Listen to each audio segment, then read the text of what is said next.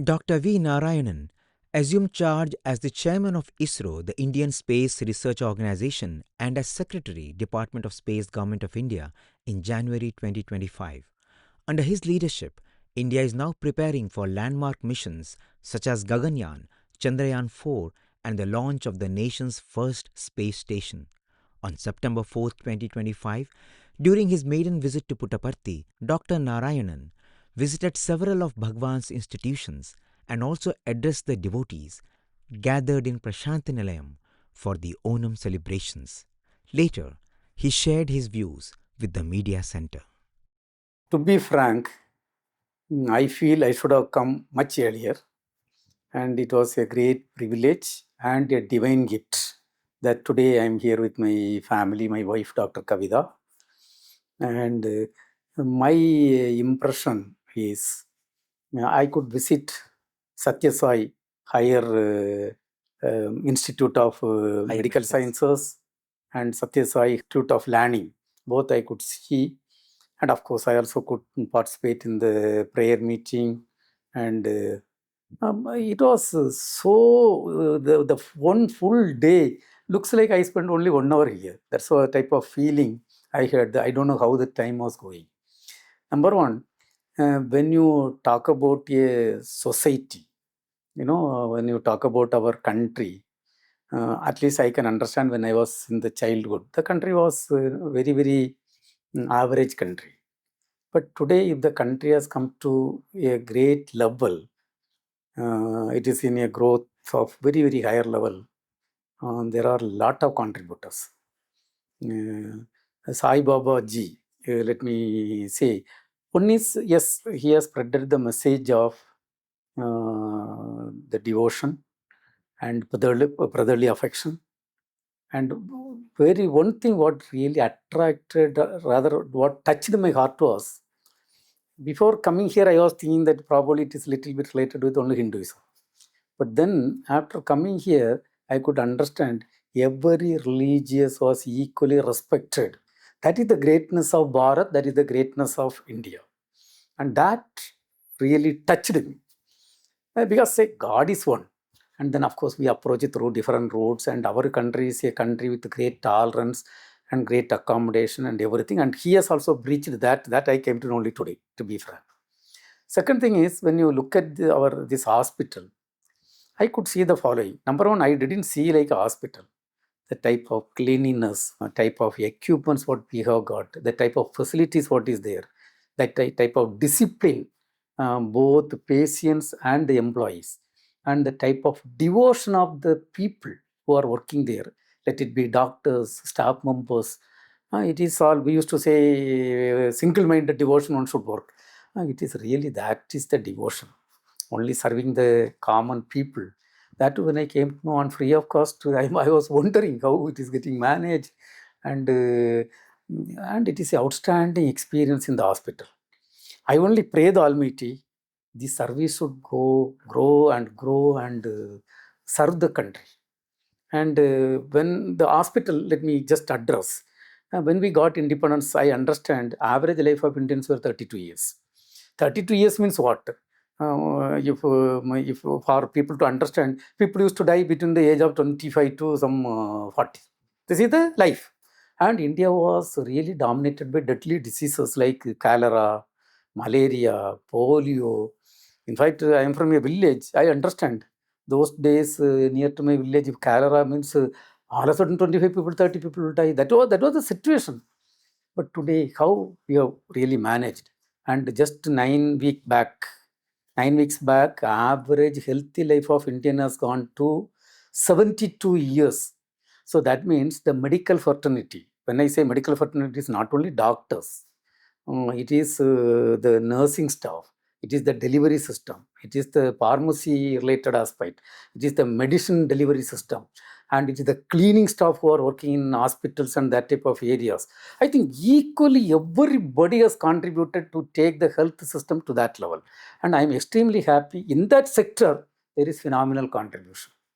And in the cardiac area or urology and whatever area you have taken, And I didn't see like a hospital. It was like the IT company type of environment. So neat, so clean, so excellent. And it was excellent experience.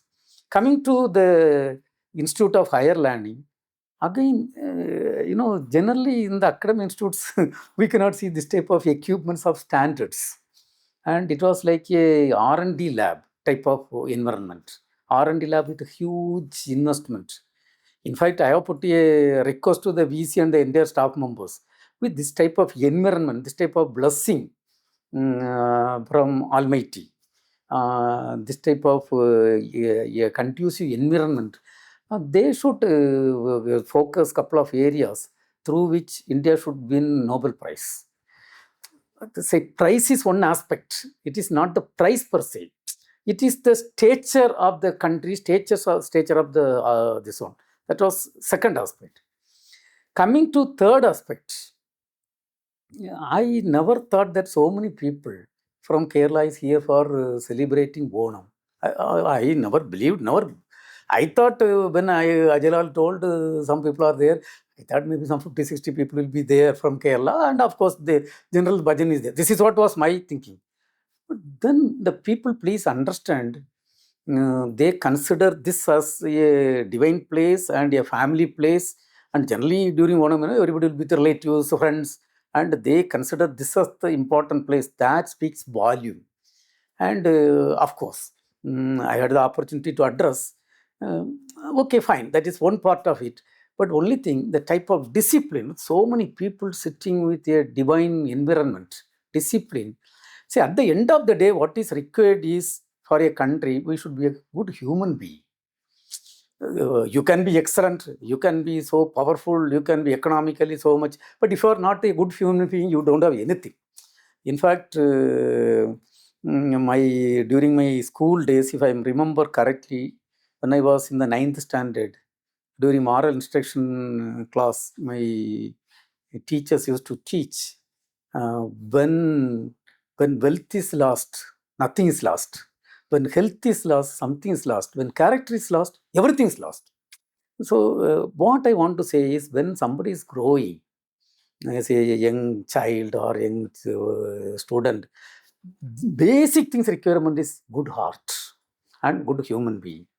And then only education, then only service, everything comes for this one.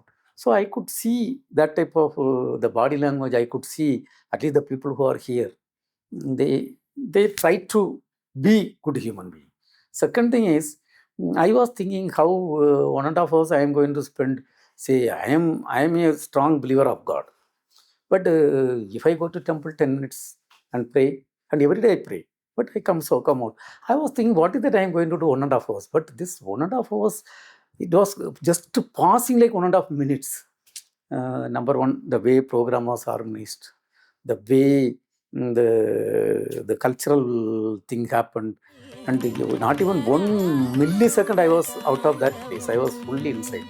Sir, can I ask you, how have you felt the presence of God in your life? How have you felt His unseen hand guiding you? Because coming from such a humble background, you are at the stage that you are today. You are such an inspiration for everyone. If you have become what you have become, you are giving the message to the world that you don't have to be born with a golden spoon or silver spoon. If you work hard and if you have the passion to serve the country, you can reach to any heights. But I am sure there was a hand which was guiding you. Tell us that. No, let me tell you like this.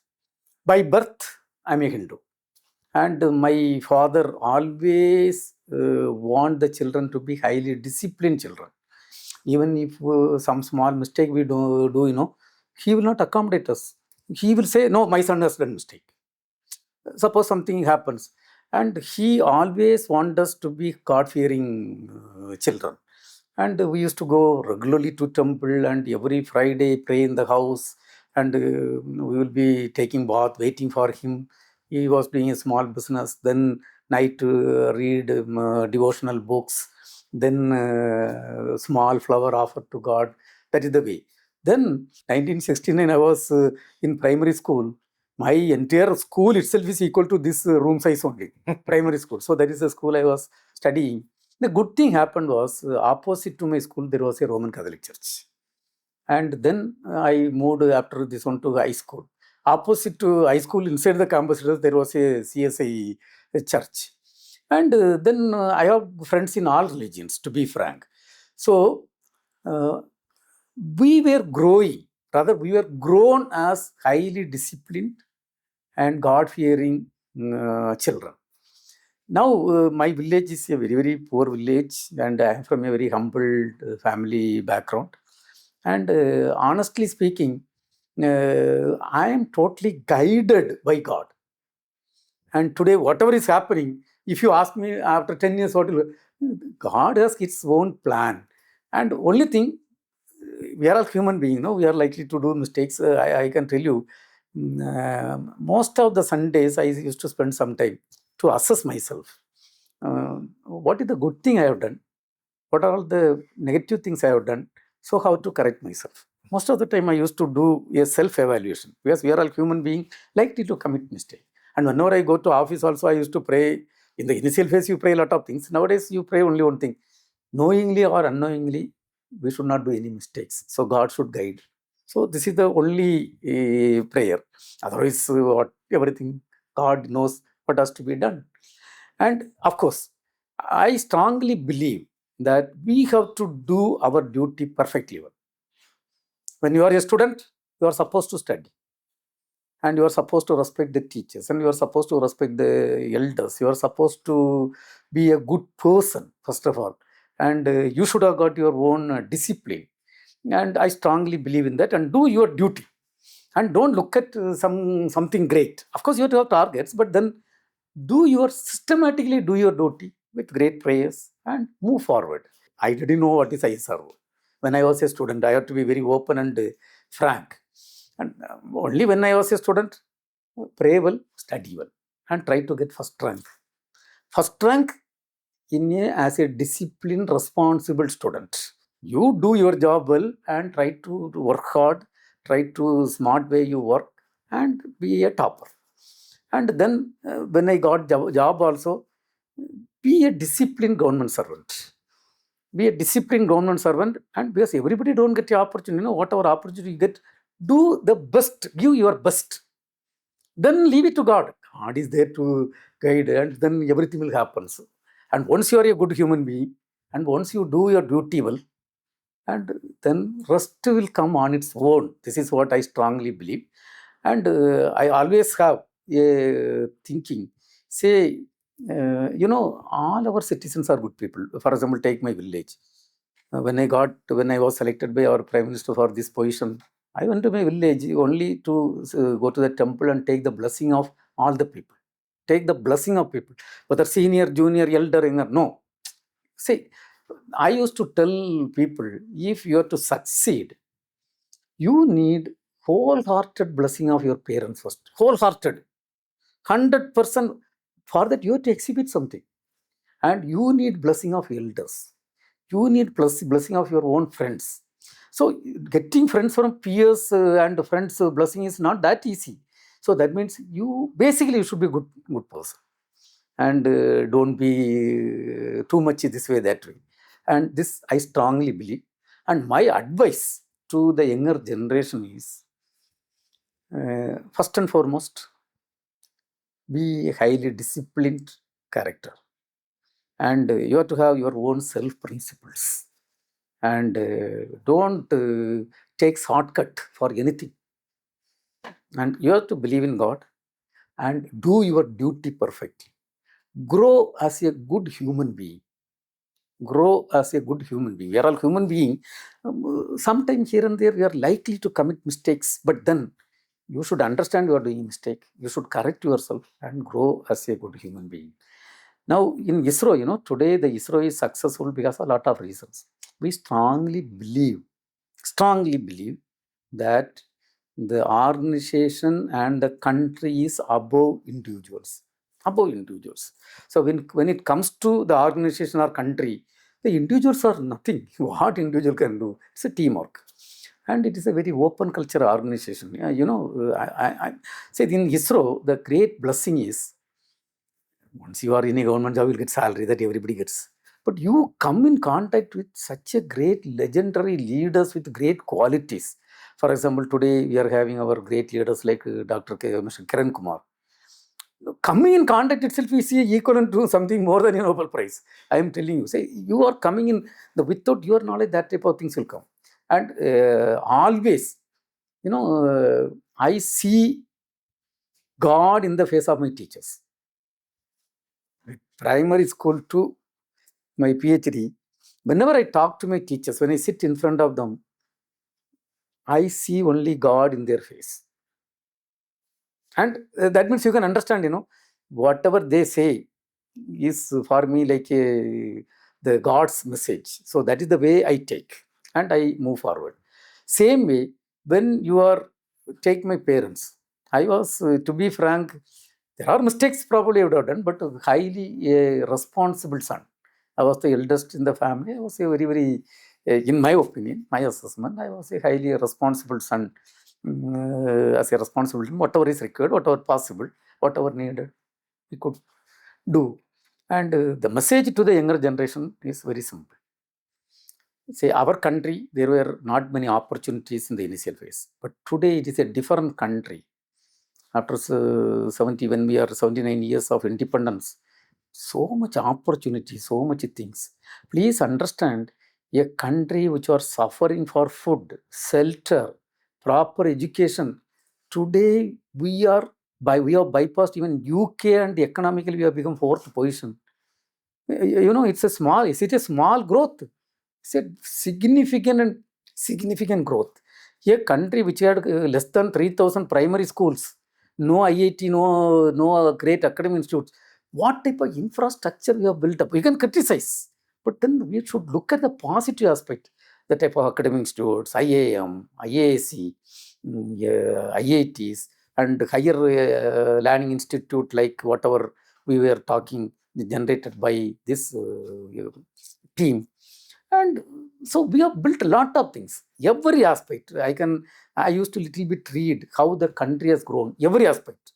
Not only one field, not only science and technology. You take infrastructure development, you take agricultural production, you take milk production, you take road transport, you take the type of roads what we had some time back. Nobody can travel today, what type of things. And take my village as an example. Take my village. Hardly 3 bicycles were only there. Today, every house has got 2-3 cars. And there was no television set in my village. And we got electricity when, if I'm correct, when I was 9th standard. First time, the bus came to my village when I was studying, if I'm correct, around 7th or 8th standard. Even when bike comes, everybody will come and watch. From that, where we have grown. And this country will become a developed country. Now, you take our Honorable Prime Minister as a role model. Say he is having clear plan of the Viksit Bharat, and he's our minister. Oh, such a fantastic, great human being. Only thinking about the country, only thinking about how to make this country as a developed nation, and not yielding to any pressure here and there, and leading from the front, showing himself as an example. Such a great leaders we have got. So, in my opinion, I am 100% confident and sure that our country will become a developed country.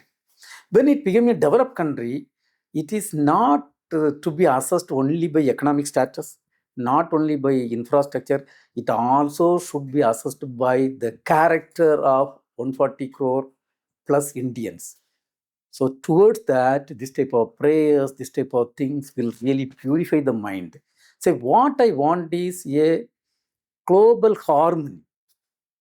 I am great, you are great, doesn't work. So global harmony, and India also should work for the global community. I am sure we are doing. For example, ISRO, today we are doing whatever is required for other countries. We do.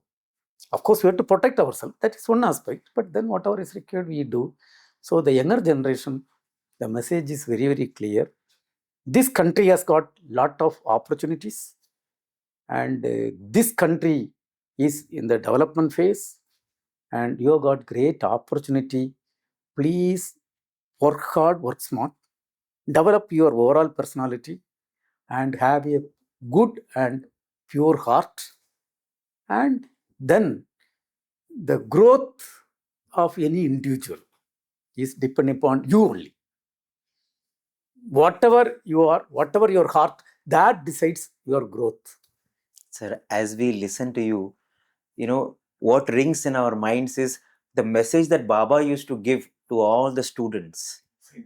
The same message Baba used to give, because Baba very clearly told the student, one of the mottos of the university is Satyam Vada Dharmam Chara, follow truth, follow righteousness, and the end of education is character. This is what Baba told. And listening that from you is like Baba speaking to us and telling us, I have said to this person, listen again from a person who has lived that life. You are telling out of your own experience how you have led a life of character. And the most beautiful golden words that you said, that we want India to be a developed country, not on the basis of technology, not on the basis of our space missions or on the basis of our advancements in various fields, but as a nation of character. Baba used to always say that India will become the Vishwaguru. And I think this is the way India can become the Vishwaguru, sir.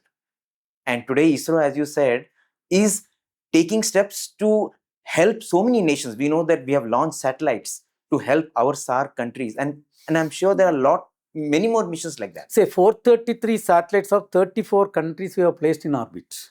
Yes. And now we are going to launch, in fact, I have not talked a lot of things. We are going to launch a 6,000 kg communication satellite for USA on commercial basis. And our growth is, is so much growth. But then the growth should be, as I told, at the end of the day, technology development should happen, infrastructure development should happen, economically we should be good, everything. But also the society should be a responsive, good-hearted society. And one very beautiful thing of our space missions, because I remember when Dr. Vikram Sarabhai was asked, when he launched the space missions, India has a lot of poverty, and do you think we should spend our money doing this kind of thing? He clearly said that this is ultimately to help the people. That was our motto, I think, of our science missions. And today we see so many spin-offs of our space missions helping the progress of the country, helping the common people in, be it medicine, be it communication, be it infrastructure. We find so many spin-offs. To be frank, the space applications, basically I am a rocket scientist, started career. But when you look at the applications, yes, I am telling you, it is a phenomenal. Whatever we have invested versus whatever we have got, huge. I will tell you one example. Say, one application is called potential fishery zone. Simply through the satellite, we take the place where we get the food for fish, the chlorophyll content, and the sea level temperature. These two will decide whether the fish is there or not. Using these two parameters, every day 9 lakh fishermen we inform. When they go and catch the fish, the profit through that is equal to something around 25,000 to 30,000 crore per year is the profit. Wow. And which is almost 2 times of our budget. So this is one simple application. Now you take what is the cost of a human life? What is the cost of a human life? Can it be assessed? And when there is a disaster, how much saving is done for the human life? How much saving? Say, today, Indian space program, I have got great respect. And the type of dedication and hard work done by all generations of leaders. Not only our generation, we are enjoying the strong foundation. And let me salute, starting from Sarabhai era to the present generation. Really, people are doing outstanding job, outstanding job, and outstanding contribution. Lot more could be done, and we are having a strong foundation. And in a country which was 60 to 70 years behind, I don't have any doubt by 2040, we will be in par with any other spacefaring nation in terms of launch vehicle technology, in terms of satellite technology, in terms of application, in terms of scientific mission, in terms of human resources capability, in terms of our infrastructure. So this is where we stand, and we are not competing with anybody, but then we have to go to greater level. And our minister used to make a statement, 2040, man will land on moon and tell that India is going to become a developed country within few years. Our Jitendra Singh ji, Honorable Minister of State, recently he talked. Yeah. He was talking. This is the statement he told. So India is going to land on moon with our national flag, and he will declare to all the world, India is going to become a developed country within few years. 2027 में पहला मानव हिंदुस्तानी अंतरिक्ष में जाएगा, गगनयान 2035 में भारतीय अंतरिक्ष station, और 2040 में एक भारतीय चांद की धरती पर कदम रखेगा. And in fact, today we see we are opening up the private sector also to join in the space missions, and that has given thanks to Honorable Prime Minister. Really, it was his vision. It was a great vision. Earlier only ISRO was doing, but the type of demands, whatever is there, requirements, only government alone cannot do. So that's why he has opened the space system eco growth, and space sector is totally opened up for academia, private sector, everything. Now, when I should not forget one thing, when we say today the space system is doing well and ISRO is really doing great job, I should not forget the following thing. Around 400 industries throughout the country is working on the space system, and the academia, lot of supports are coming. And another thing is startup companies. 10 years back, only one startup company. Today, 300 plus startup companies. Let me on this time, let me really appreciate all of them, because when credit comes, you alone should not take it's not correct. So it is all the people. Then another important thing, our family members, let it be chairman, let it be an engineer, or let it be someone. The family members are members of the family of ISRO. Once somebody gets married, they are wedded to the ISRO family. And then, so that is the way. See, I am telling you, it is, but for the family support, one cannot do great thing. When you go to office, if there is a small disturbance in the mind, then your contribution will be out. So it is the family members also deserves high level of appreciation and salutation. If you look at all our space missions, sir, am I right in saying that most of our missions are such cost effective? The Mars mission was achieved with 1/4 of the cost that any other country would have spent. So what is the secret behind all ISRO missions being so cost effective? Is it something to do with the way we as scientists in India work? No, I will tell one example, then you can understand. Say, for example, we are developing the cryogenic system, cryogenic rocket engines. Most of my colleagues are from village background and very humble background only. So when you do a engine test, some 1 or 2 crore money you have to spend, and some 2 months time you have to spend. Every test will think 10 times. Can it be done computer simulation, or the test is mandatory requirement? And then when you number of hardware, we got approval for 8 hardware. Why 8 hardware? Why not? Can't it be done 3 hardware? Because you understand. See, when you are working in this type of organization, you should be sensitive to the society also. And we very carefully, meticulously plan, then only execute the work. And then we also strongly believe in executing the job with utmost care, not in a casual way, utmost care and this one. So, and we have got a very, very, very open work culture. I am the secretary. The engineer who has joined yesterday can question me. It is my responsibility to answer. And we don't take it otherwise. And technically, if I'm wrong, I'm wrong. If the young engineer is correct, he is right. So we take in that spirit only. It is not the hierarchy which matters. It is the knowledge. It is the wisdom which matters. So we take it that way. So the cost effective things comes from every employee of ISRO. Because we all are very clear in what we should do, how we have to execute the job. If the young engineer is correct, he is right. Having been involved in space missions, so many decades of your life, you have contributed so much to space science. Can I ask you, what has working for space contributed to you as a person? What lessons of life has it given to you? See, first let me explain. For ISRO, probably I was so blessed to contribute multiple places. One was the cryogenic propulsion technology, which was denied to us when I completed my MTech and joined back. I had the great opportunity to join in that team. And when the development took place and first GSLV was flying with indigenous cryo, from the junior most engineer, I have reached almost number 2, number 3 level position. And second cryogenic stage, when we developed, I was already number 1 position. I was the project director and this. And I want to tell, when I joined ISRO, I joined with a diploma qualification. I completed my diploma because from the village background, I could not go for engineering and other things. So the situation put me in diploma and joined.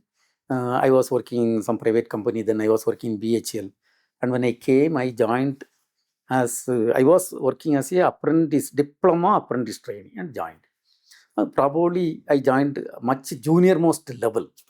Then, the highest promotion is called Distinguished Scientist Upper Grade, and which I got before becoming secretary, almost 2 years before becoming the secretary.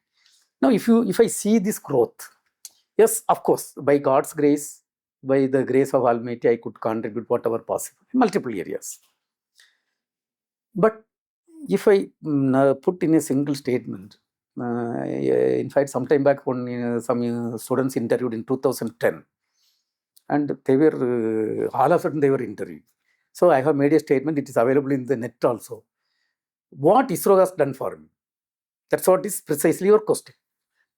When I joined ISRO, I consider myself as a zero.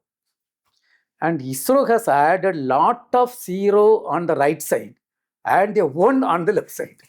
That's what ISRO has done for me.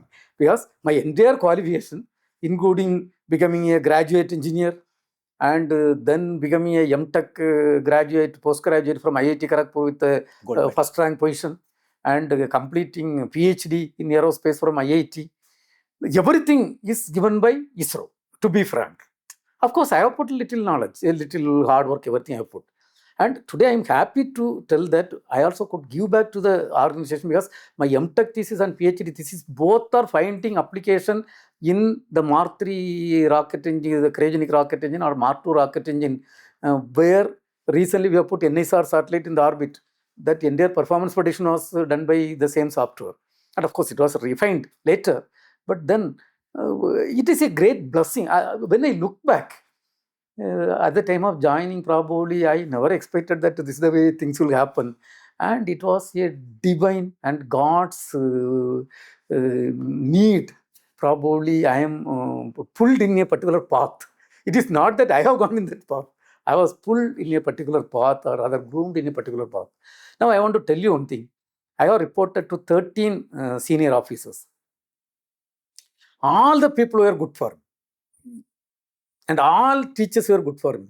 And my team, when you talk about any achievement, it is not individuals, it is a team. For example, cryogenic development, it is 10,000 people involved. And all were good. So it is the team which matters. It is not that no individual can claim that I have done great things. No, answer is no. Yes, I was the project director, but it is a 10,000 people contribution. And today, as a chairman, when we succeed, it is 20,000 employees of ISRO, Department of Space, and so many industrial partners, and our family members, including wife, children. Not only my family member, I am telling all engineers, this one. So everybody has a great role to play. That is the reason we are there. Because this is the 100th birthday year of Baba. We are celebrating centenary anniversary of Bhagwan. Bhagwan was born in 1926. So 25-26, this is centenary year. Your thoughts on this occasion? We are so happy that you are here at this time, and Bhagwan has called you on this landmark year. Your thoughts? Then probably, I should have come here long time. But then for everything, there is a God will. And probably it is Babaji's wish that I have to be here during the 100th years part of that celebration. Probably I have to be here. I will be happy to come on that exact day of celebration. Let us see what God decides. So at that point of time, we'll decide. I consider today as a great divine gift. I could come here and get a direct feel and get a great blessing. And at the end of the day, the blessing is a great thing, what is required. Blessing of elders, youngsters, peers, that is what is required. And even to purify you, blessing is required. Before I conclude, really I have to thank a couple of people. Number one, my parents. You know why my parents I have to thank? Every parents are good. In my village, generally beyond 5th standard, no opportunity for studies. My parents, with great economic difficulties, everything, they wanted us to study. And because of that only, we are here. Then all my villages, actually you should see their blessing. Their blessing is a different class of blessing. All my villages. Then coming to my teachers, really they are God to me. Nothing less than that. Then coming to my brothers, sisters, they are another their blessing.